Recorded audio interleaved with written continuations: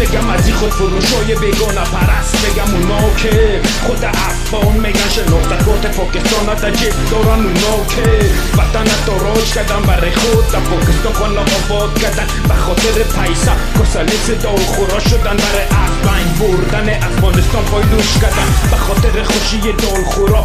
حتی گونه خود لوچ کردن کدتشه در شما زدن از هر کدامشان بپرسان کنی میگه الحمدلله مسلمان هستم هی از بازی چه جور کردی یا ما را خر فکر کردی یا خود خر جور کردی هر کسی که خیانت میکنه در خاک ما هر کسی که خراب میکنه باغ ما او را افغان نمیگیم حتی ما او را مسلمان نمیگیم افغانی که خیانت در این خاک با کرامت میکنه بفهمه که ناموس نداره هی وطن مساوی با ناموس ما تو کمک در پاکستانی ها میکنی حتی مادرت برش قربان میکنی صد بار قدم در هر راه زدم صد بار قلم در کاغذ زدم صد تا سلام بر هر هموطن برباد نکو خاک وطن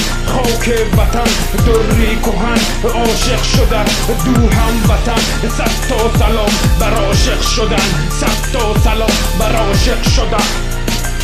مادر مسلمان ببینی نالت یهود میکنه حتی خوک بیچاره را خنزیل یاد میکنن این دانو از یهود بدترن حتی از اینا که دکی خنزیل پاکتره بدو میگه از کسی که میگه قوم مسرتره کی دایی وطن خدمت کرد کدامشان برای غریب کمک کردن برای کدام یتیم پدری کردن یا برای کدام بیوه برادری کردن در بی بی سی ارو گپ ما در افغانستان بچه بازی مرد شده یا در فلانه ولایت تجاوز در یک گشتو که خورد شده انتحاری جنگ در وطن یک گپ خورد شده با تعداد نفر را هستن که خود هنرمند میگن برای بچه بازی میخوان خود یک رنگ میگن شما برای بربادی وطن ساز کردین با این خواندنهایی که شما کردین بفهمین که خاک وطن شما برباد کردین به این کشور که انتحاری برادر خطاب میشه طالب در هر طرف آزاد میشه قاتلای مردم قهرمان ملی خطاب میشه باز شو میشه روز میشه آدم کشی بود میشه هی درد دل کرده کی خانم خدا جان درد دل ما جنگ نیست در دل ما درسی هم مردن نیست دیگه در ای وطن جای جنگ نیست دیگه در ای وطن جای جنگ نیست